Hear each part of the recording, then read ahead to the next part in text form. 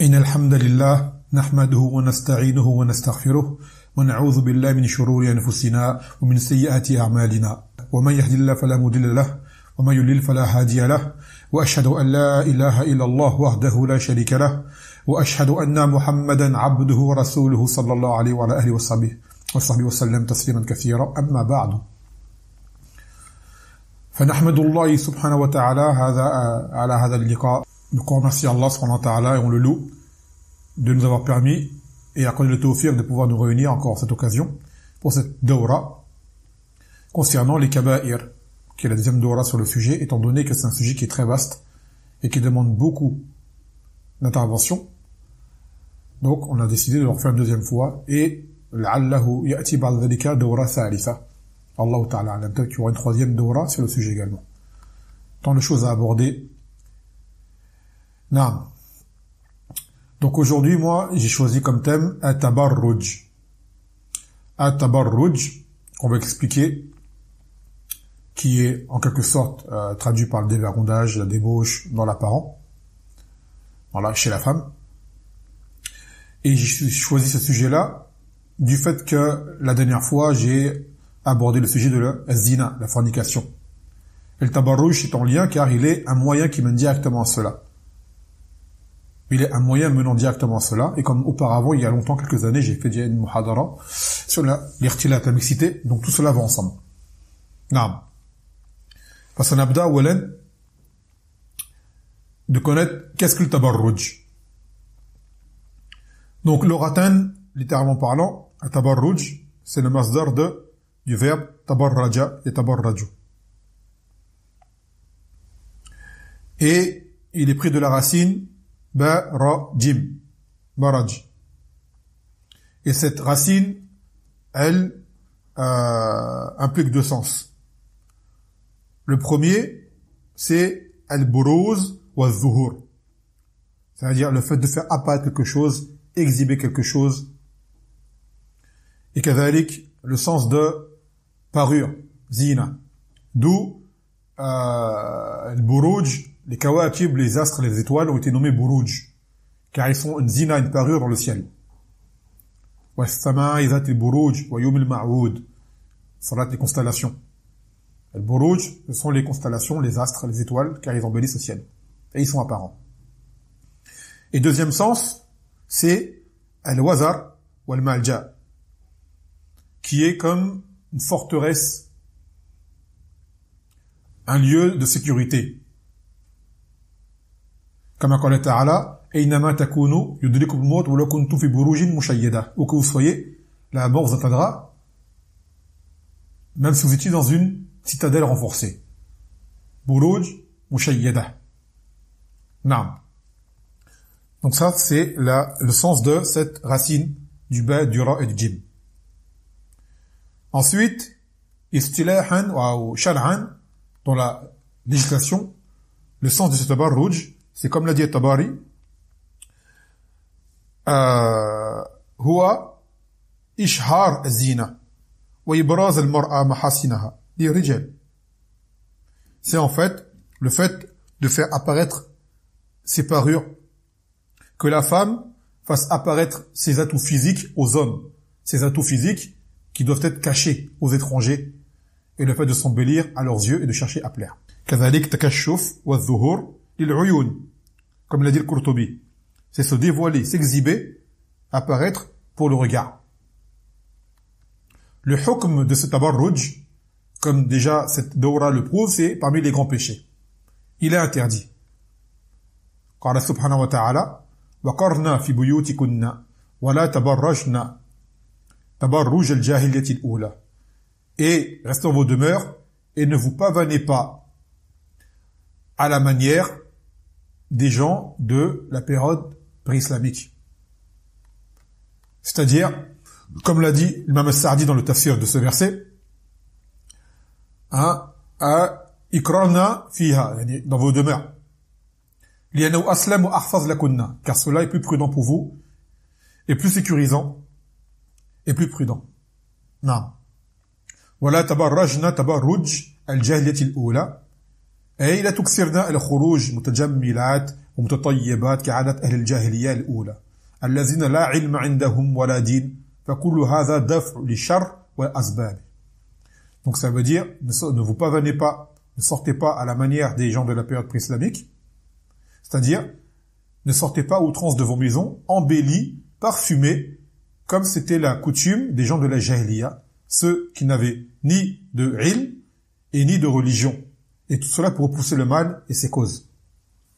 ويقول سبحانه وكل المؤمنات يغضضن من أبصارهن ويحفظن فروجهن ولا يبدين زينتهن إلا ما ظهر منها وليضربن بخمورهن على جيوبهن ولا يبدين زينتهن إلا لبعولتهن أو آبائهن أو آباء بعولتهن أو أبنائهن أو أبناء بعولتهن أو إخوانهن أو بني أخواتهن أو بني إخوانهن أو بني أخواتهن أو نسائهن أو ما ملكت أيمانهن أو التابعين غير أولي الإربة من الرجال أو الطفل الذين لم يظهروا على عورات النساء ولا يضربن بأرجلهن ليعلم ما يخفين من زينتهن وتوبوا إلى الله جميعا أيها المؤمنون لعلكم تفلحون.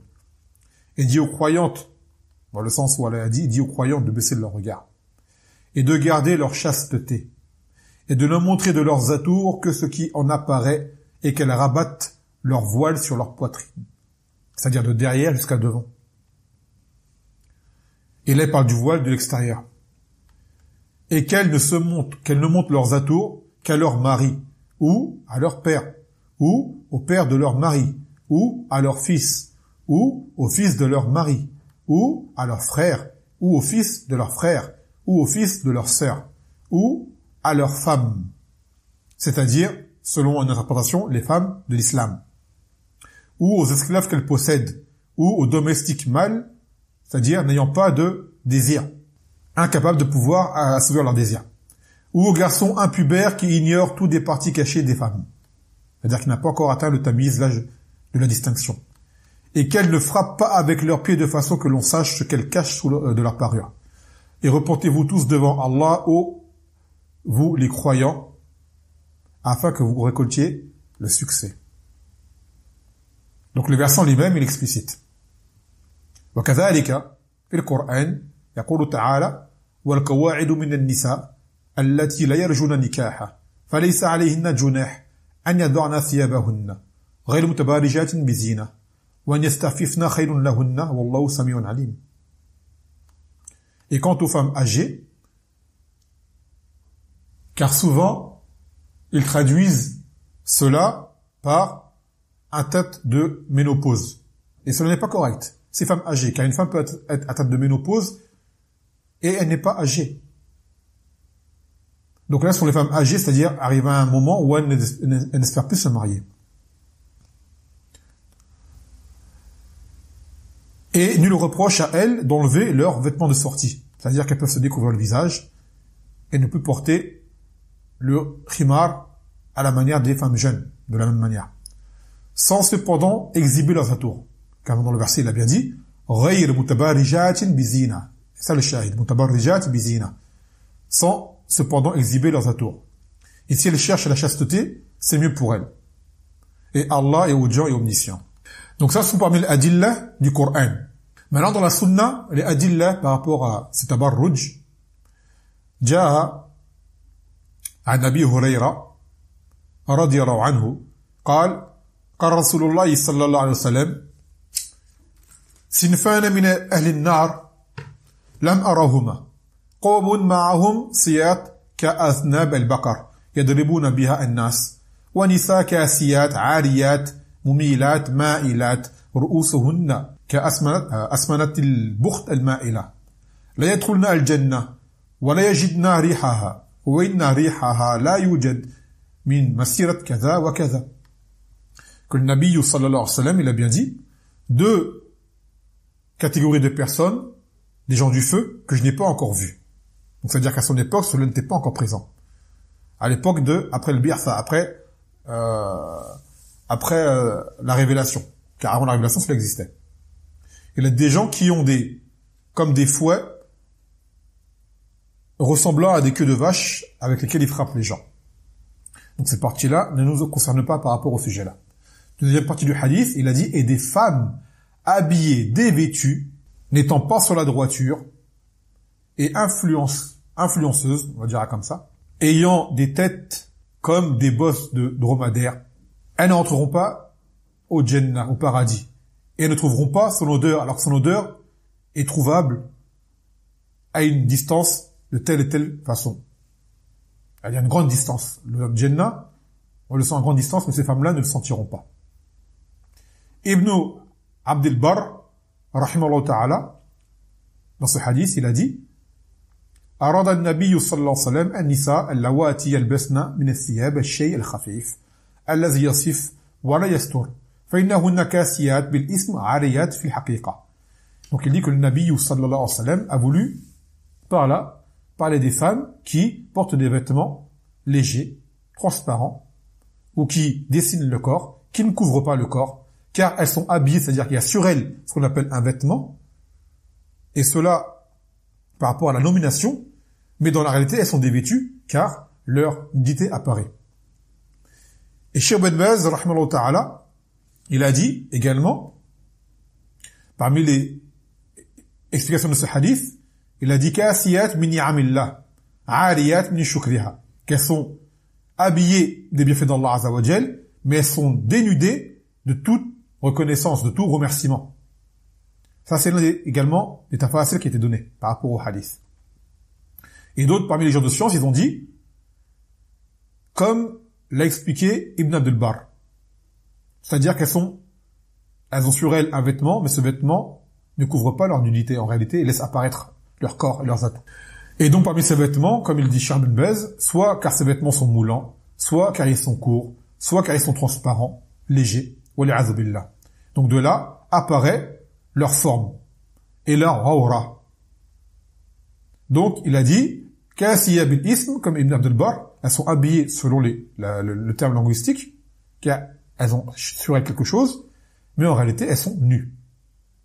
Et dans le hadith qu'on a dit, ma'ilat mumilat, il veut dire en fait, elles ont délaissé justement la chasteté et la retenue et la pudeur. Et ma'ilat an istiqama, c'est-à-dire qu'elles ont délaissé également la droiture et qu'elles penchent pour les turpitudes et les choses répréhensibles. Et kadhalik ma'ilat an al-'iffa was-sabr ala ma awjabahu Allah ila ma harama Allah min az-zina wal-fawahish wat-tuham. Et également, elles n'ont pas patienté ce que Allah Azza wa Jalla leur a interdit, qui est la fornication, les turpitudes, et éviter de se faire déshonorer, et de se faire accuser, et de se faire suspecter. Et mumilat, ça veut dire quoi? Qu'elles sont, comme on l'a dit dans le tarjama, elles influencent les autres. Elles appellent les autres femmes à agir de la sorte. Soit par leur fait qui motive d'autres à agir de la sorte, ou soit directement par la parole, en disant aux femmes de faire, habille-toi comme ceci, mais cela, il fait comme ceci, il fait comme cela. Wali'adhu billah. كذلك جاء عن عبد الله بن عمرو رضي الله عنه قال سمعت رسول الله صلى الله عليه وسلم يقول سيكون آخر أمتي نساء كاسيات عاريات على رؤوسهن كاسملة البخت إلعنوهن فإنهن ملعونات. Dans l'autre hadith, au sens similaire, que le Nabi sallallahu alayhi wa sallam l'a dit, qu'il y aura à la fin des temps, dans ma communauté, des femmes habillées dénudées, qui ont sur leur tête comme des bosses de chameau. Maudissez-les, car elles sont maudites. Maudissez-les, car elles sont maudites. Et également, quand on a dit les bosses de chameau, c'est par rapport à leur coiffure, qu'elles font comme un chignon derrière la tête, mais au lieu qu'il soit vers le bas, il est vers le haut. Chose qui ressort même sous leur hijab. Ça fait comme une bosse. Donc ces deux hadiths démontrent que cela est parmi les kaba'ir, car les kaba'ir, les grands péchés, c'est ce qui amène à une malédiction, ou à la menace d'un dur châtiment dans l'au-delà, ou une sentence en ce bas monde, ou un désaveu. Donc là, dans le premier hadith qu'on a appris, elles ne sortiront pas l'automne de Jannah. Dans le deuxième, elles sont maudites et qu'il faut les maudire. Wali'adhu billah. كذلك عن فضال بن عبيد عن رسول الله صلى الله عليه وسلم أنه قال ثلاثة لا تسأل عنهم رجل فارق الجماعة وعصى إمامه ومات عاصيا وأمة أو عبد أو أبق فمات ومرأة غاب عنها زوجها فقد كفاها منات الدنيا فتبرجت بعده. رواه l'imam Ahmed. Il a dit 3 personnes, le Nabi sallallahu alayhi wa sallam, au sujet desquelles il ne faut même pas interroger, tant leur cas il est grave.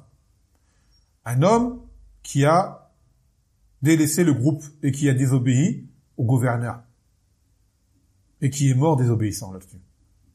Le deuxième, c'est un esclave, homme ou femme, fugitif et qui meurt dans sa fuite.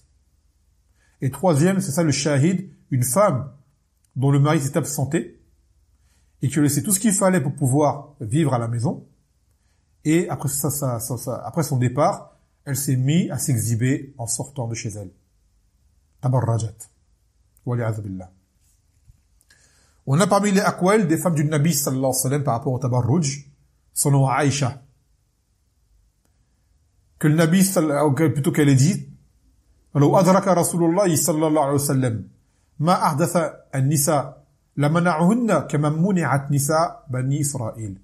Elle a dit à son époque, Aïcha, que si le Nabi sallallahu alayhi wa sallam avait vu ce que les femmes ont provoqué, il aurait interdit le masjid comme cela a été interdit aux femmes des Bani Israël. Car à la base, comme dans des hadiths c'est venu, que si la femme demande la permission pour aller au masjid, il ne faut pas l'interdire. Mais quelle condition qu'il n'y ait pas de fitan.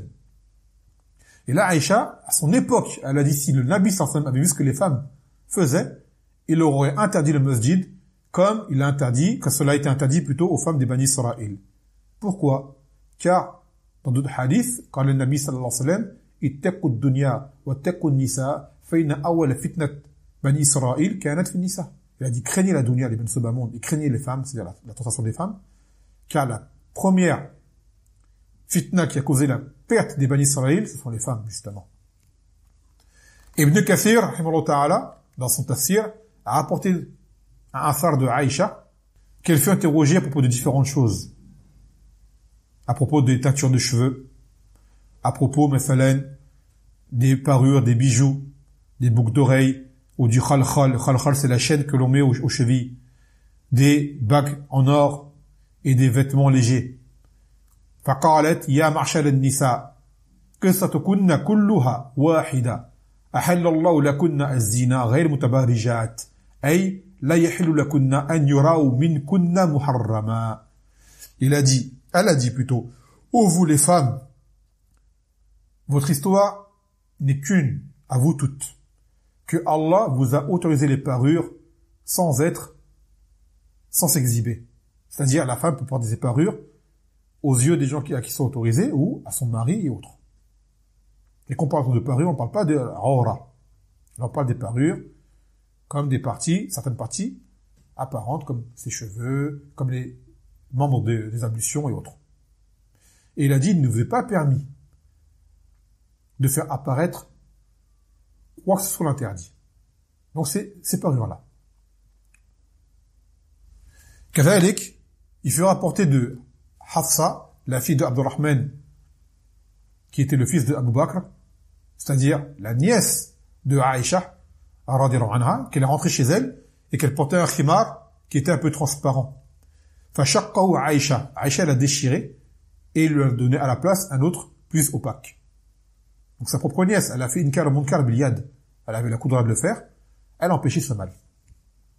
Et kazalik, Al-Munzir ibn Zubayr est venu d'Irak. Et il a envoyé Asma, la fille de Abu Bakr, donc la sœur de Aïcha, après qu'elle soit devenue aveugle. Il lui a envoyé un vêtement qui était léger. Quand elle a pris le vêtement, elle l'a touché. فقالت ouf, ردوا عليه كسوته. Elle a dit, fille de ce vêtement, rendez-lui. فشق ذلك عليه, donc cela l'a surpris. فقال يا أمه إنه لا يشف أو يشف. قالت إنها إن لم تشف فإنها تصف. Il a dit, oh, ma mère. Il a dit, ce vêtement n'est pas transparent. Elle a dit, s'il n'est pas transparent, il décrit le corps quand même par sa légèreté. C'est-à-dire que peut-être qu'il est un peu trop serré ou tellement léger qu'avec le vent, par exemple, il ferait apparaître les formes du corps. Donc elle a refusé. Et malgré qu'il nous soit à nous obligatoire de baisser le regard pour nous préserver de cette fitna, le tabarruj peut toucher et nous atteindre par d'autres sens. Et cela pourquoi? Justement attiser l'attention, ou attiser la tentation et attirer le regard. En premier lieu, il y a al-basar, la vue, dont on vient de citer des hadiths. Donc, par exemple, il y a l'histoire de Jurayj, qui était parmi les gens de Bani Israël, qui était un homme pieux, et qui faisait salat nafila, et sa mère l'a appelé. Et lui, plutôt que de répondre à sa mère, il a continué dans sa salat. Donc sa mère s'est mise en colère. Et elle a fait un dua contre lui. قالت اللهم لا تقبض روحه حتى يرى وجوه الممسات. Elle a dit, oh Allah, ne le fais pas mourir parce qu'il ait vu le visage des fornicatrices. Donc voir le visage des fornicatrices, c'est une grande fitna. Et cela rentre dedans également le maquillage que les femmes se mettent hors de leur foyer.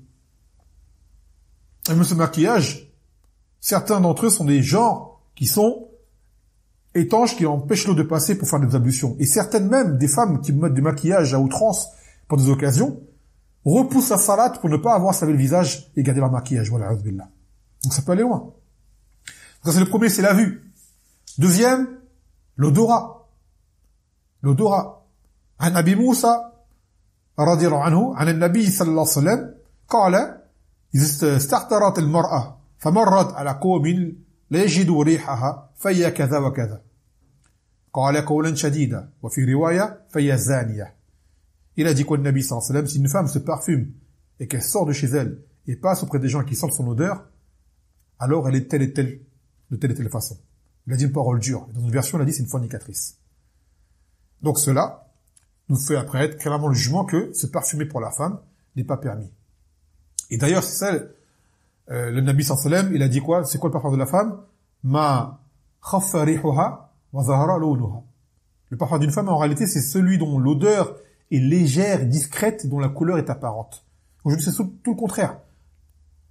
Les parfums des femmes sont transparents et l'odeur, elle est forte, très forte. Donc ça, la femme, hors du foyer, ne peut porter ce genre de choses. Même les lessives qui parfument les vêtements, c'est pareil. Ou les crèmes qu'elle porterait qui abrègent à ce qu'on sort son odeur, on rentre dans le même jugement comme on dit les ulama. Donc on vient de voir la vue. Il y a l'odorat. Il y a également l'ouïe. Comme dans le verset. Comme قال تعالى يا النساء النبي لستن كأحد من النساء إن اتقيتن فلا تخضعن بالقول فيطمع الذي في قلبه مرض وقلن قولا معروفا. Oh, les femmes du prophète, vous n'êtes comparables à aucune autre femme. Si vous êtes pieuse, ne soyez pas trop complaisante dans votre langage, afin que celui dont le cœur est malade ne vous convoite pas et tenez un langage décent. C'est-à-dire que la femme, quand elle ne parle pas de façon complaisante, une voix raqiqa. Et Cheikh Ben Baz, rahimahullah ta'ala, a dit que ce verset, bien qu'il soit spécifique, ou plutôt il soit descendu sur les femmes du prophète sallallahu alayhi wa sallam, mais il concerne toutes les femmes de façon générale. Donc, le verset qu'on a pris tout à l'heure, à la fin, comme قال تعالى, ولا يضربن بأرجلهن ليعلم ما يخفين من زينتهن, qu'elles ne frappent pas avec leurs jambes, afin que l'on sache ce qu'elles cachent comme parure sous leurs pieds. Et ça, il s'agissait quoi? Dès ce qu'on appelle les khal, sont des chaînettes qu'elles mettaient sous leurs pieds, qu'elles accrochaient à leurs chevilles, et elles marchaient fort afin que les hommes entendent le bruit des chaînettes pour qu'ils sachent ce qu'elles portaient sous leurs vêtements et attirer leur attention. Et ça, aujourd'hui, c'est comparable à ces talons que beaucoup de femmes portent, des talons hauts, qui font du bruit lorsqu'elles marchent, qu'on entend de loin. On sait que c'est une femme qui arrive. D'ailleurs, les talons hauts, les ulama ont fait des fatawa pour dire que cela était interdit, car cela déforme la femme, cela lui donne une apparence qui n'est pas la sienne, cela la rend plus grande qu'elle ne l'est, cela est dangereux pour elle, sa santé, car elle peut se blesser facilement avec ce genre de chaussures. Et un hadith a été rapporté chez l'imam Muslim, selon Abu Huraira, qu'il y avait une femme des Bani Israël qui marchait entre deux femmes qui étaient grandes. Et qu'est-ce qu'elle a fait par la suite, elle? Elle a mis des talons de bois pour paraître plus grande, à tel point que les gens ne la reconnaissaient même pas. Parce qu'elle était couverte, elle aussi avant. Donc les gens ne la reconnaissaient pas, par sa taille. Donc cela amène à taghyir khalq Allah, au changement de la création d'Allah Azza wa Jal. Donc ces talons-là, les porter à l'extérieur, prend le même jugement. Quant au sens du toucher, ils ne rentrent pas dans le tabarruj. Mais il est certain que toucher une femme étrangère, كما هو معلوم هذا ما يجوز. كما جاء عن معقال بن يسار قال النبي صلى الله عليه وسلم لن يطعن أحدكم في رأسه بمخيط من حديد خير له من أن يمس امرأة لا تحل له. Il a dit que l'un d'entre vous se fasse enfoncer une aiguille de fer dans la tête, cela lui est meilleur que de toucher une femme qui ne lui est pas permise. Donc cette fitna tabarruj est une très grande fitna. La pire pour les hommes, comme قال النبي صلى الله عليه وسلم ما تركت من فتنة أضر على الرجال من فتنة النساء. Je n'ai pas laissé de fitna pour l'homme plus grande que celle de la femme. Ça c'est propre à l'homme en lui-même, celle de la femme. Donc celui qui a un minimum de fiqh ayant pris conscience de cela, comprend tout à fait le jugement du hijab, que tant tente d'évincer et au minimum de minimiser, en ne limitant cela qu'à un simple bout de tissu que l'on met sur la tête de la femme, malgré elle, pour montrer sa soumission aux hommes, d'après eux. Et que cela est un irrespect de la femme, de la voiler. Alors qu'en réalité, l'irrespect de la femme, c'est le tabarruj. L'irrespect de la femme, c'est le tabarruj. Comme Allah subhanahu wa ta'ala, Ya ayyuhan nabiyyu قل لأزواجك وبناتك ونساء المؤمنين يدنين عليهن من جلابيبهن ذلك أدنى أن يعرفن فلا يؤذين وكان الله غفورا رحيما. Ô prophète, dis à tes épouses et à tes filles et aux femmes des croyants de ramener sur elles leur grand voile. Donc, le verset il est clair, de porter le hijab et le jilbab. Elles seront plus vite reconnues et éviteront d'être ainsi offensées. Et Allah est pardonneur et miséricordieux.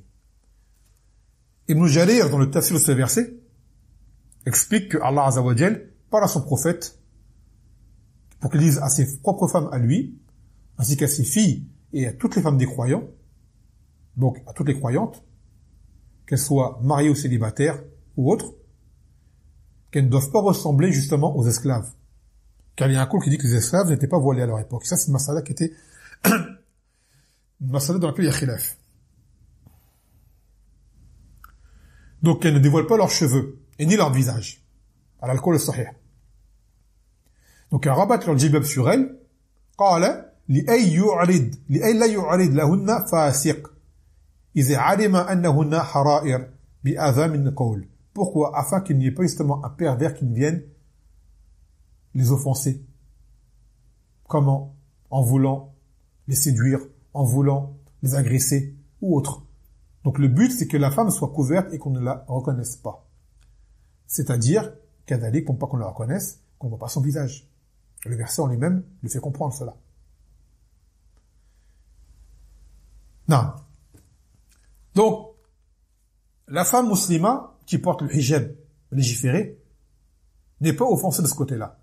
Maintenant, des gens vont dire, mais comment? On est, par exemple, en France, les femmes se font agresser, nos sœurs, avec leur voile. On dit ça, c'est un autre wedge. Elles se font agresser pour leur islam, pas pour le voile. Là, le verset parle du fait qu'elles soient courtoisées par des hommes. Des hommes qui ont de les séduire ou quoi. Ah, mais les agressions, ça, c'est lié par rapport au pays de Koufr, dans lequel elles n'ont pas leur place. Ça, c'est notre mas'ala. Mais en pays d'islam, tu ne verras pas une femme mutahajjiba se faire offenser par les gens. Elles sont respectées. Déjà, elles sortent peu, et quand elles sortent souvent accompagnées ou en groupe, et quoi qu'il en soit, ce hijab inspire le respect. C'est une réalité. Donc on ne fait pas un qiyas par rapport à ce qui se passe en pays de Koufr. D'accord? Car à la base, elle n'a pas à être là-bas. Donc l'offense en pays de Koufr est pour l'islam et non pas pour tenter de la séduire. Mais tu ne verras pas un homme s'approcher d'une femme en hijab légiféré pour la draguer. Sûrement pas. Il sait très bien que ce hijab, il veut tout dire en lui-même. Il veut dire, passe ton chemin. Ici, c'est pas possible. Il n'y a pas de discours, il n'y a pas de discussion, il n'y a pas de parole, il n'y a rien.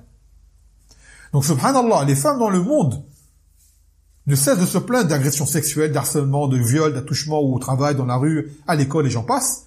Elles s'exposent aux hommes matin et soir, en aguicheuse, en se proclamant libres de pouvoir s'habiller comme bon leur semble, mais ne veulent toujours pas admettre la nature de l'homme.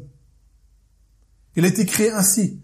attiré par le sexe féminin, car la femme a été créée à partir de lui pour lui tenir compagnie, lui apporter affection et pour s'accoupler. Et qu'au minimum, même s'il trouvait la force de faire preuve de retenue, cet homme-là, de ne pas l'approcher, elle resterait quand même pour lui une tentation. Car elle resterait où? Dans son esprit. Il penserait à elle. Il réfléchirait comment faire pour pouvoir l'approcher et l'acquérir. Donc, elle serait comme une obsession pour lui. Même s'il ne montre pas ce qu'il a en lui, dans sa tête, ce serait différent. Et ça commence par la tête, après un regard, après une parole, après un geste, et après ça peut aller loin. Et Allah nous connaît mieux que nous-mêmes. Et c'est lui qui nous a créés. Donc par sa grande sagesse, il a établi des règles nous permettant de nous protéger de notre propre mal. Et de protéger la femme. Donc, l'être humain est de nature mauvaise de base.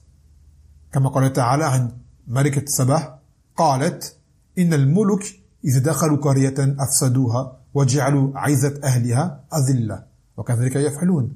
Allah dit à propos de la reine de Saba qu'elle est dit, en vérité, quand les rois entrent dans une cité, ils la corrompent et font de ces honorables citoyens des humiliés. Et c'est ainsi qu'ils agissent. Naam, le verset en lui-même le montre bien. La chose qui empêche beaucoup de gens d'agir selon leurs instincts et leurs envies, ce n'est pas leur beau fond. Hormis un nombre infime à qui Allah fait rahma. Mais ce n'est pas leur beau fond. Mais leur incapacité à pouvoir extérioriser et exprimer leur mal. Ils ne peuvent pas le faire. Mais le jour où ils en ont l'occasion et le pouvoir, là tu vois la face cachée qui apparaît. Vous avez juste à voir le comportement des gens de pouvoir. Ou ceux qui ont autorité, ou ceux qui ont de l'argent. Regarde comment ils méprisent les gens. Ils se permettent tous leurs caprices. Et toutes les injustices. Pourquoi? Ils disent, personne ne va rien me faire. J'ai de l'argent, je suis le roi un tel, je suis le président un tel, le ministre un tel, il fait ce qu'il veut.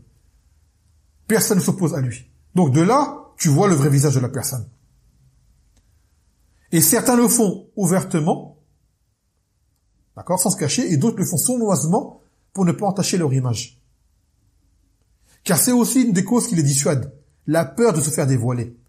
D'accord? Donc regardez bien à quel moment les femmes se font agresser. Hein? Et dans quelle situation en général? Dans les lieux isolés, à l'abri des regards, d'accord? Ou dans les lieux jugés, malfamés, non sécurisés. Au moment où il y a une occasion de ne pas se faire attraper. Souvent c'est le soir, dans les ruelles sombres, désertes, ou dans les quartiers malfamés comme on l'a dit, ou dans des lieux où tu ne verras pas des gens s'interposer pour la défendre.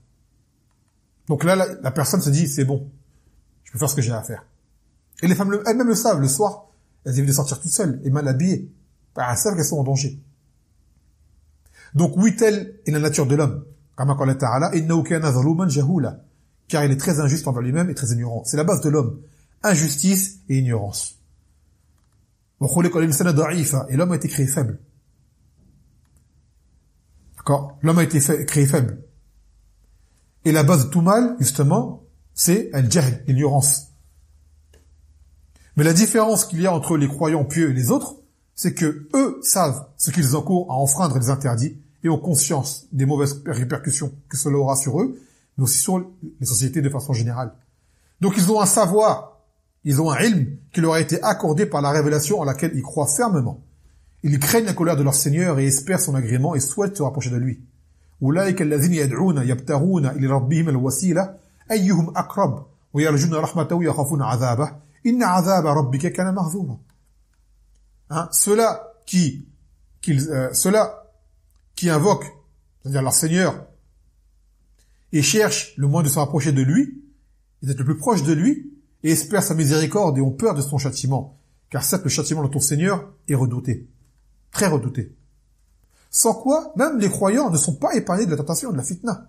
Voire même, ils y sont encore plus exposés que les autres, car Shaitan les convoite plus que les autres. Shaitan est ahras alal muttaqiyin min ghayrihim. Car c'est ma'rouf. Mais c'est justement cette retenue face à ces tentations et leur endurance qui leur donne toute cette valeur auprès d'Allah subhanahu wa ta'ala. وَأَمَّا مَنْ خَافَ مَقَامَ رَبِّهِ وَنَهَى النَّفْسَ عَنِ الْهَوَى فَإِنَّ الْجَنَّةَ هِيَ الْمَأْوَى.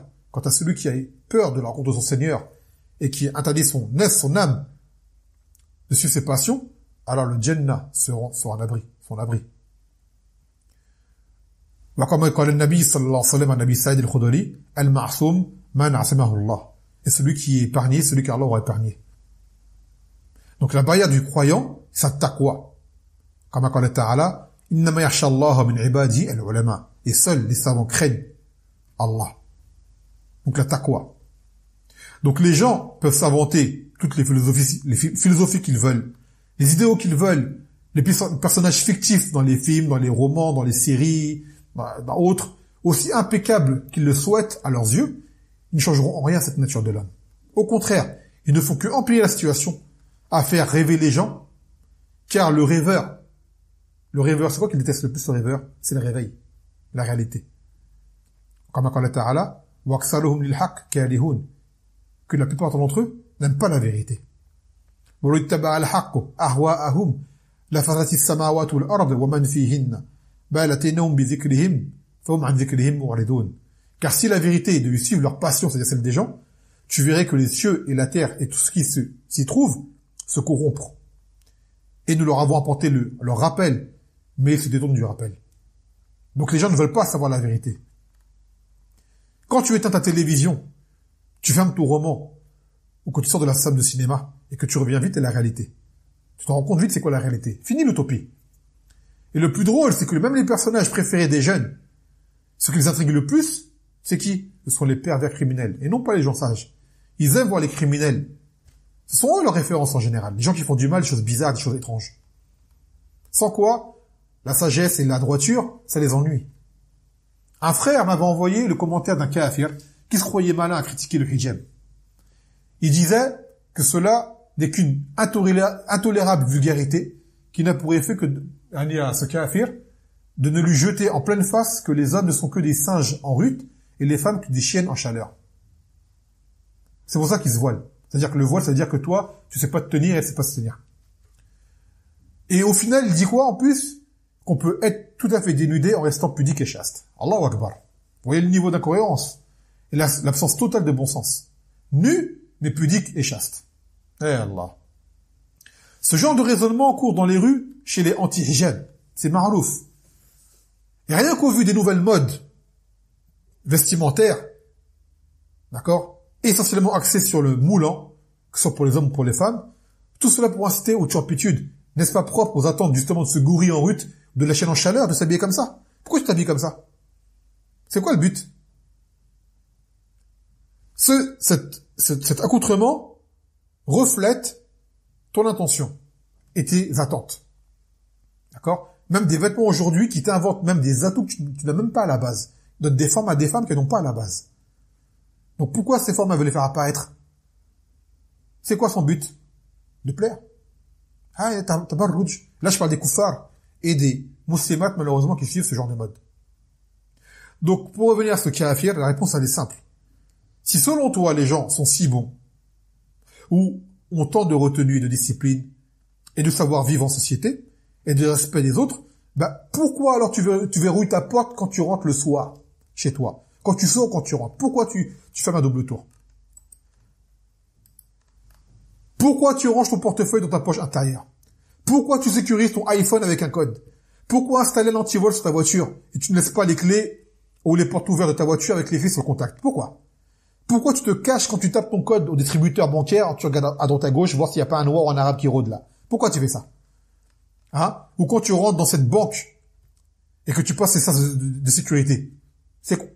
Pourquoi? Ou que tu vois la police armée à longueur de journée dans les rues qui tournent? Ou les systèmes anti-vol à Carrefour avec des gros vigiles baraqués partout? Est-ce que tu penses cela comme une insulte que l'homme n'est qu'un pillard assoiffé d'or? Tu penses cela? Pourquoi pour les jeunes tu le penses, mais pour ce genre de choses tu ne le penses pas? Et si jamais dans le meilleur des cas, toi tu ne voles pas, car je pense que tu ne voles pas sûrement parce que tu as peur de te faire attraper, tout simplement, ben d'autres ont compris quelle était la nature humaine face au bien des gens. Eux ils ont compris que si l'homme tu le laisses, il va prendre ces choses-là. Il va dérober, il va voler, il va casser, il va lapider, il va faire des actes de vandalisme. C'est comme ça que l'homme il aime. Et cela, cette nature de l'homme, qu'elle soit pour les biens des gens ou pour leurs femmes. Pour les biens des gens ou pour leurs femmes. Oui, protéger les biens font partie de nos priorités. En en islam. Mais pour nous, au même titre que la protection de l'honneur et de la généalogie, donc l'interdiction des rapports hors mariage, enfermant toutes les issues qui y mènent, d'où la prohibition de l'exhibition tabarruj, du dévergondage des femmes qui sont plus faibles que les hommes et ne sont pas en mesure de se défendre. Hada ma'rouf. Donc, mais en réalité, à quoi sert de débattre avec de tels personnages?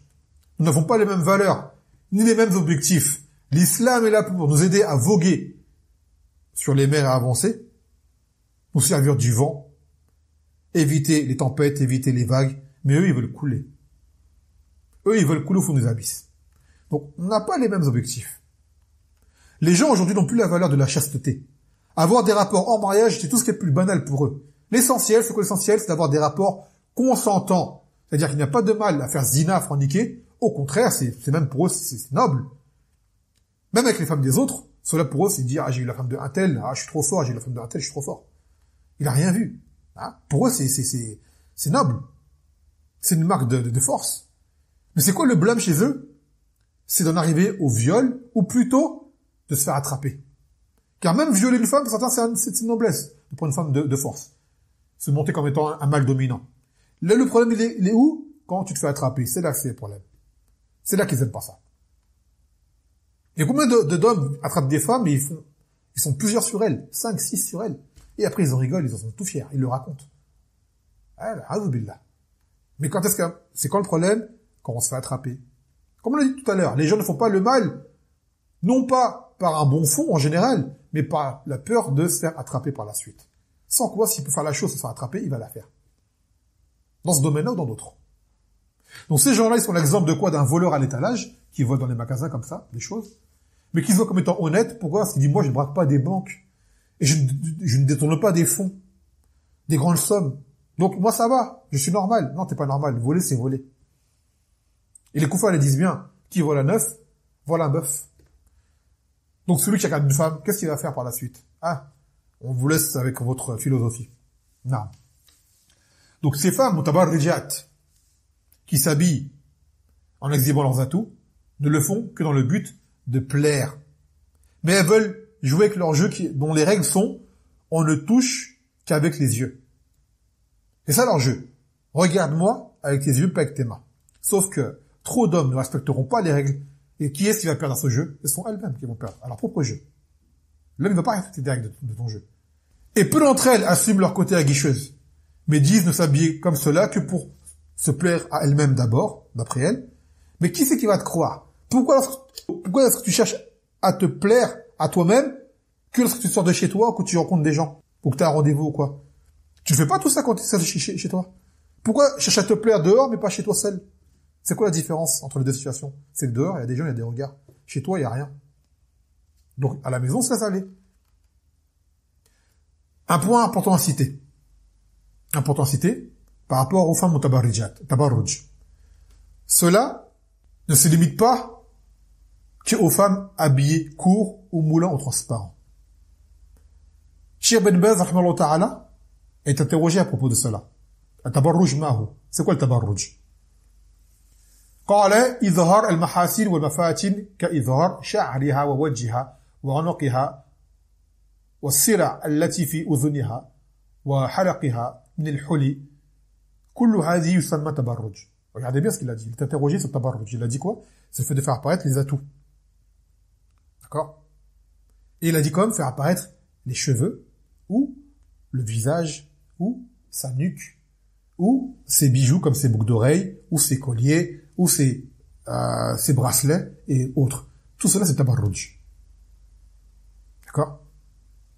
Donc, il a dit, كذلك هكذا الوجه في أصح قول العلماء هو من المفاتيح. Il a dit que le visage, selon l'avis authentique des ulama, car il y a une divergence, c'est parmi les choses de tentation. لأن جمال المرأة وحسنها وزينتها يظهر من وجهها. Il a dit pourquoi? Car la beauté de la femme, il apparaît où? La plus grande marque de beauté de la femme, c'est où? Dans son visage. Aujourd'hui, les gens disent le corps, c'est important aussi. Le corps, c'est une chose qui peut être, on va dire, travaillée avec le sport, les régimes alimentaires et autres. D'accord? Mais le visage, tu ne peux pas le changer, le visage. Le visage, c'est une chose, c'est Allah qui te donne comme ça. Et c'est pourquoi les femmes se maquillent? Pour embellir leur visage. D'accord? Pourquoi? Car la plus grande marque de beauté chez la femme, ça va être son visage. Donc de là, les ulama disent que la femme couvre son visage. D'accord? C'est une masala khilafiyya, je voulais au début l'aborder, mais ça va être trop long, donc, Inch'Allah, si Allah nous le permet, on fera un autre audio sur le sujet. Il a dit également, فالواجب على النساء هو البعد عن التبرج وإظهار المحاسن ومن ذلك التكسر والتميع في المشية. هذا من التبرج أيضا. Il a dit ce qui est obligatoire pour la femme, d'accord, c'est qu'elle s'éloigne du tabarruj, de faire apparaître ses atouts physiques, et gazalik, le déhanchement en marchant, se dandiner en marchant. Cela fait partie du tabarruj. Sa démarche. Comment elle marche, rentre, même si elle est habillée correctement, sa démarche peut être du tabarruj. Ibn Uthaymin, rahmatullahi ta'ala, il a une réponse similaire. Il est interrogé à propos du fait d'avoir les mains découvertes, faqat, et le wajh, le visage découvert. Il a dit, هذا محل خلاف بين أهل العلم. Ça, c'est une question de divergence entre les savants. والصواب أنه من التبرج لأن من أبلغ أسباب وسائل الفتنة ظهور الوجه والكفين. Il a dit, et la parole authentique, c'est que faire apparaître son visage et ses mains, cela est du tabarruj. Donc, la mutabarrija, contrairement à ce que les gens s'imaginent, dès qu'on dit mutabarrija, les gens pensent à la femme qui est habillée comme une dépravée. D'accord? Moulant, transparent, court et autres. Là, à la qol haoula l'ulama, c'est le qol des jumhur, et c'est le qol qui est sawab, d'accord? Le qol qui est véridique, c'est que même celle qui découvre son visage et qui laisse ses mains, on l'appelle shal'an mutabarrija. C'est une mutabarrija. Bien sûr, elles ne sont pas au même niveau que celles qui sont habillées dénudées. Naam. Mais cela leur reste interdit et shal'an, on les appelle mutabarrijat. Aussi, le hijab, ce qu'on appelle le hijab, les gens aujourd'hui l'ont mal compris. Pour le hijab, c'est le tissu qu'on met autour de la tête. Là, le hijab, c'est ce qui couvre la tête, les cheveux, le visage et le buste. Car aujourd'hui, les gens, ils appellent quoi? Ils ont mis un mot nouveau qui n'a pas d'origine dans le shara. C'est sitar. Sitar, à la base, c'est un rideau. Pour dire, c'est celle qui se couvre le visage, apporte le sitar. D'accord? Comme ils disent. Là, tu pourras trouver tous les versets, les hadiths, les apôtres des salafs, ce mot-là, tu vas trouver nulle part. Ça, c'est un mot qui est nouveau. Pourquoi? Pour faire croire que c'est une chose qui est en plus. Chez les salafs, hijab, c'était quoi? Visage couvert. Visage couvert.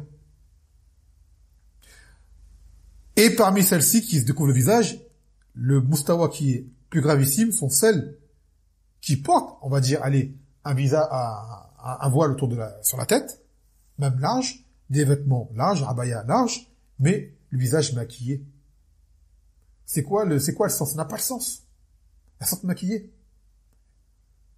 Ou alors, celles qui mettent leurs photos en profil sur les réseaux. Elle a son hijab, et tu la vois, toute maquillée, avec un grand sourire. Voilà, azubillah. Elle cache ses oreilles avec son voile, d'accord? Car ses oreilles sont ornées de boucles d'oreilles, mais elle va exhiber son piercing dans le nez. Ça va à contresens d'agir de la force. Hada khata. Hada kulluhu min tabarruj. Tout ça, ça rentre dans le tabarruj tamaman. Là, j'aimerais citer quelques masaïl, quelques questions concernant les femmes entre elles. Les femmes entre elles. Première question qu'on pourrait aborder là, en résumé, c'est les femmes entre elles lors des occasions, par exemple les noces, mariages, comment est-ce qu'elles s'habillent? Ont-elles le droit de s'habiller de façon provocatrice? C'est-à-dire court, serré, transparent et autres. Cheikh Al-Uthaymin, rahimahullah ta'ala, a été interrogé à propos de cela. وقال حدود عورات المرأة عند المرأة ما بين السرة والركبة. Donc il a dit c'est quoi la aura chez la femme? C'est comme celle de l'homme en fait, c'est du genou jusqu'au nombril. La aura, d'accord, partie intime, c'est celle-ci. Mais il dit cela ne veut pas dire que la femme puisse se permettre d'être habillée n'importe comment. C'est-à-dire que la femme, il lui est permis de regarder les parties d'une autre femme si elle se découvre pour un besoin. Par exemple, elle a une robe et elle a besoin de faire une chose qui fait qu'elle soulève, par exemple, sa robe, et son mollet apparaît. Elle n'aura pas fait de péché. Ou elle allait son enfant. Donc son sein apparaît devant d'autres femmes. Elle n'aura pas commis de péché. D'accord? Ou, par exemple, elle fait un acte, et par exemple, je sais pas, moi, elle se mouille ou quoi, et cela colle, le vêtement colle colle son corps. Ça dessine son corps. Et que la femme la voit. Elle n'aura pas commis de péché. D'accord? Maintenant, il dit, ça c'est, en fait, que cela apparaisse pour une raison, ce n'est pas un mal sur elle. Maintenant qu'elle fasse apparaître cela volontairement sans besoin, il a dit là, Adam et Dieu, la femme ne s'habille pas n'importe comment, même devant les femmes. Lianna fiha hishma. Elle doit avoir en elle une pudeur. D'accord? Une pudeur, une retenue. Car même cela peut être une fitna pour les femmes. Ouais, et là j'ajoute, ouais, c'est plus comme le Cheikh Ousseymine, les femmes mutabarrijat s'exposent à quoi? Grandement à ce qu'on a aïn. Car si elle est belle, elle va attirer les jalouses, elle va attirer le regard. Et vous pensez que les gens vont dire, ma'ashallah, ma barik. Elle va dire, oh, Foulana comment elle est belle. Ou Foulana comment elle est ceci, cela. Ou même, elle va juste la regarder du coin de l'œil sans rien dire, impressionnée par elle. Aïn, ça va vite. Très très vite. Voilà le musta'an. Donc les femmes entre elles, pareil. Elles ne s'habillent pas n'importe comment. Après, deuxième question, le sport. Également, le sport. S'il est pratiqué dans des conditions légiférées, sans mixité, sans musique, non mélangé aux fasiqat, mal habillés, d'accord, et que ce ne soit pas au détriment de leurs devoirs religieux, alors les règles sont les mêmes dans les tenues. D'accord? Elles ne s'habillent pas n'importe comment pour aller faire du sport. Et là, je vise principalement quoi? La piscine. Les sports nautiques. Non, parce que c'est là où on est plus amené à se dénuder et se déshabiller. Et là, j'aimerais aborder ce qu'on appelle, ce phénomène qui est apparu il y a quelques années, qu'ils appellent le burkini. Wama adraka mal burkini. Wama adraka mal burkini. Qu'est-ce que le burkini? Ça, c'est une bid'a et du fisq et du jahl. Son nom lui-même explique tout. Un mélange de burqa. C'est quoi le burqa? Ah ben, le burqa, c'est comme le niqab. C'est quand même la femme, c'est son visage qui laisse juste apparaître les yeux. Donc, le burk du mot vient de burqa. Et le kini vient de quoi? De bikini. Donc, c'est un mélange de halal, de haram. Genre, le burqa, c'est mon identité islamique et ma pudeur. D'accord? Et le bikini, c'est ma liberté, mon besoin de pratiquer une activité nautique comme tout le monde. Et la version masculine serait quoi? Le kamislip. On pourrait dire comme ça, le kamislip. Sinon, on veut faire la même chose. Alors, est-ce qu'on va le faire? On va pas le faire. Elles savent pas ce qu'elles font. C'est absurde. Savoir que aller dans les piscines ou les plages publiques ouvertes à tous n'est permis ni pour l'homme et ni pour la femme. Même si elle y va habiller avec son djilbab, ou l'homme il habille avec son kamis, sa imama, tout ce qu'il faut, ces lieux-là ne sont interdits. وَالَّذِينَ لَا يَشْهَدُونَ الزُّورَ وَإِذَا مَرُّوا بِاللَّغْوِ مَرُّوا كِرَامًا كما قال تعالى. Le verset peut être traduit de différentes façons. Ceux qui ne font pas de faux témoignages, et ça, la yashhadun az-zur, également ceux qui n'assistent pas ou qui ne se présentent pas dans les lieux du mal. On appelle ça également az-zur. Et lorsqu'ils passent devant des futilités, ils passent en se détournant honorablement. Ils font pas attention. D'accord? Donc l'islam interdit le tabarruj et ordonne de baisser le regard. Donc ensuite on va aller quoi? Prendre du bon temps au milieu des gens en maillot de bain. Est-ce que c'est marcoul ça? Tu dois baisser le regard, t'habiller correctement, te cacher, et tu vas faire quoi à la piscine? Qu'est-ce que tu vas faire à la piscine? On parle pas des piscines privées entre hommes habillés correctement ou des piscines entre femmes. Là on parle des piscines publiques, les plages publiques, ce genre de lieux. D'accord? On n'a rien à y faire à la base. Burkini ou pas burkini. Même en jilbab, ou même nous, comme on dit en kamis, on n'a rien à y faire. Donc ce burkini, ce vêtement, c'est une atteinte à la femme, à l'image de la femme musulmane, qui en réalité la ridiculise aux yeux des gens plus qu'autre chose. Même les koufars, ils rigolent de ça. Sans compter qu'ils ne respectent pas les conditions légiférées du vêtement de la femme hors du foyer. Le burkini, c'est un vêtement qui est moulant. C'est un vêtement qui, même s'il laisse pas apparaître la peau, il fait apparaître les formes du corps. Même si il est comme il est, c'est pas un vêtement qui est légiféré. قالت عائشة رضي الله عنها Antunna, quand elle était interrogée à propos d'aller dans les comment on dit en arabe, hammam, ils appellent ça hammam en français. Des espèces de lieux des lieux là, où les gens se lavent, les lieux communs. Ils appellent ça hammam à la version française, tu vois. Alors qu'en arabe, c'est hammam. Antunna allati yadkhulna al-hammamat, sami'tu Rasulullah sallallahu alayhi wa sallam yaqul ma min imra'atin tadha' thiyabaha fi ghayri bayti zawjiha illa hatakat as-sitra baynaha wa bayna rabbiha. Elle a dit quoi Aïcha à propos des femmes qui étaient dans les hammamat, justement, ces lieux de lavage commun. Elle a dit, j'ai entendu le Nabi sallallahu alayhi wa sallam dire qu'il n'y a pas une femme qui enlève ses vêtements autre part que dans le foyer de son mari, sans qu'elle n'ait violé l'intimité et on va dire le côté, on va dire la dissimulation, je sais pas si on dit dissimulation, ça se dit en français, le côté dissimulé qui est entre elle et son Seigneur. Donc la femme n'enlève ses vêtements que dans des besoins, dans des cas précis. Elle ne les habille pas n'importe où. Pareil. Troisième question concernant également cette masala-là, c'est les vêtements courts et serrés pour les filles, les petites. Là, j'aimerais lire un kalem de Cheikh Al-Saymin. Mais vu que ça a tardé, je crois que je vais le traduire directement. Que des gens souvent disent, Cheikh Al-Saymin, il parle, là, je traduis directement. Ils disent que ce n'est pas grave, car elle est petite, on peut l'habiller de la sorte. D'accord? Et que sa aura n'a pas de hukm. Il n'y a pas de jugement sur elle par rapport à ça. Donc la fille petite, on peut l'habiller comme cela. Donc, il a dit, qu'elle soit grande ou petite, il ne faut pas l'habiller de la sorte. Pourquoi? Car en faisant cela, tu vas lui enlever sa pudeur quand elle va grandir. Elle sera habituée à se découvrir devant les gens. Alors que la pudeur, justement, faut l'ancrer dès son enfance, la prendre, al-hishma, de petite, al-haya, de petite qu'elle s'y habitue. Si tu la prends petite à être comme ça, elle va grandir avec ça en elle. Et vous le voyez la différence, wallah, les femmes je vois les femmes ici au Yémen, comment elles sont, et les sœurs de France, comment elles sont, elles farq, mithl, ma bayna as-samai wal ard. Dans la pudeur. Même les femmes, je parle des femmes en France, les sœurs salafiettes, comment elles s'habillent, elles sont habillées comme il se doit. Mais la pudeur qu'elles ont dans leur comportement en elles, et les femmes du Yémen, ça n'a rien à voir. Pourquoi c'est ici, elles ont grandi depuis petites, habituées à cela. En France, non. Beaucoup d'entre elles, petites, n'ont pas grandi dans l'islam, et elles ont appris cela plus tard, en étant grandes.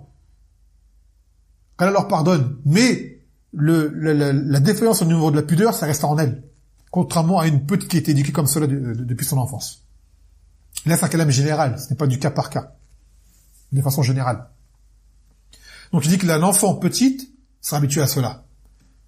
D'accord? Et il a dit, il a rapporté une parole des Zuhri, parce que beaucoup de gens disent, la petite fille, le hijab, c'est pas obligatoire pour elle. Beaucoup disent cela. Quand les Zuhri, qui est parmi les tabi'in, la yasluh an-nazar li shay mimman yushtaha an-nazar ilayhinna wa in kanat saghiratan. Il a dit qu'il n'est pas permis de regarder vers une chose qui attire le désir, d'accord, même si elle est petite. C'est-à-dire une petite fille peut être une fitna pour quelqu'un. Et les petites filles, elles sont attirantes. Les petites filles. Et en islam, à la base, une fille peut être jeune et épousable. Même s'il n'y a pas de rapport. Et même s'il y a des rapports, c'est le supporte, comme vous le savez. Donc, cette fille-là, à quel moment elle doit être couverte? Les ulama, ils ont dit à partir du moment où elle attire le regard. Il n'y a pas d'âge. Il ne faut pas dire elle a 9 ans, elle a 10 ans, elle a 13 ans. Non. À partir du moment où cette petite fille attire le regard des hommes, il faut la couvrir. Même si elle a 8 ans, 9 ans, 10 ans. Il n'y a pas d'âge. Elle, en se découvrant, elle n'a pas de péché. Ça. Mais toi, en tant que père, ou toi, en tant que mère, tu as le péché d'avoir quoi? Laisser ta fille comme une tentation aux yeux des gens. C'est comme la salate. Obliger l'enfant à faire salade quand il a 7 ans ou 10 ans. L'enfant, s'il fait pas salade, il n'a pas de péché. Mais toi, tu as le péché de ne pas avoir suivi les hadiths. C'est pareil pour la petite fille. Depuis petit, il faut l'habituer à cela. Depuis petite, il faut l'habituer à cela. Un autre cas de Cheikh Al-Saymin que j'ai oublié de dire. يقول ولا يغرنكم من لم يؤمن بالله واليوم الآخر فإن هذا تبرج والثياب القصيرة والضيقة إنما صنع تقليدا لهم وإن أعداءكم يعلمون أنهم لو دعوكم إلى الكفر ما كفرتم ولو دعوكم إلى الشرك ما أشركتم ولكن يرضون منكم أن يهدموا أخلاقكم ودينكم من جهات أخرى من جهات محقرات الذنوب التي يحقرونها في أعينكم فتحتقرونها وتأتونها حتى تنزل بكم إلى النار. Donc il a dit, Cheikh Al-Thameen, en conseil à ces gens-là qui s'habillent de cette façon-là, ne soyez pas dupés par ces gens qui ne croient pas en Allah au jour dernier. Car le tabarruj, les vêtements courts, les vêtements serrés et autres, n'ont été justement confectionnés chez nous les musulmans que par imitation justement des kuffars. Car nos ennemis savent très bien que s'ils appellent au kufr, on va pas répondre. S'ils appellent au shirk, on va pas répondre. Cependant, ils vont faire en sorte de vous faire agréer ce qui nuit à vos mœurs et à vos coutumes et à votre religion par d'autres directions. Ils vont venir par d'autres directions. Comme le fait de sous-estimer les péchés, qui vont vous rendre comme étant anodins à vos yeux. Et de fil en aiguille, ça vous emmener à où? Vers le feu. Donc les kuffars insistent grandement sur ce côté-là. S'il va te dire, c'est mais je ne veux pas te faire, mais croire, au moins je vais te rendre faible dans ta religion. Et qui sait par la suite où est-ce que ça peut aller? Tu vois? Comme Shaitan, il va jamais te faire mais croire comme ça du jour au lendemain. Il va venir par un péché, un petit péché, ce n'est pas grave. Un deuxième, c'est pas grave, Allah il pardonne. Jusqu'au jour où tu arrives à un grand péché, ainsi de suite, jusqu'au jour où tu arrives à ce qui est de plus dramatique que cela. Et c'est avec tristesse que l'on constate que les femmes les plus provocatrices dans leur accoutrement, et là je parle de la France, là c'est le pays que j'y connais le plus, en dehors du Yémen et de l'Égypte où j'y fais 1 an, bien souvent sont les filles des musulmans. Wallah, ces filles affiliées à l'islam, parmi les maghrébines, les africaines, tu les verras s'habiller d'une façon que même beaucoup de Françaises de souche ne feront pas.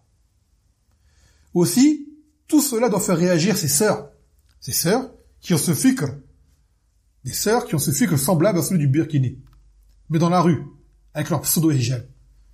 Et cette étrange façon de vouloir camoufler leur peau tout en voulant s'intégrer. Tu les vois se couvrir la tête d'un foulard coloré, fashion, avec des motifs ou autres, ou même unis, attachés comme un bandana, c'est-à-dire qui passe derrière la nuque, et elles portent des cols roulés pour cacher leur cou et autres.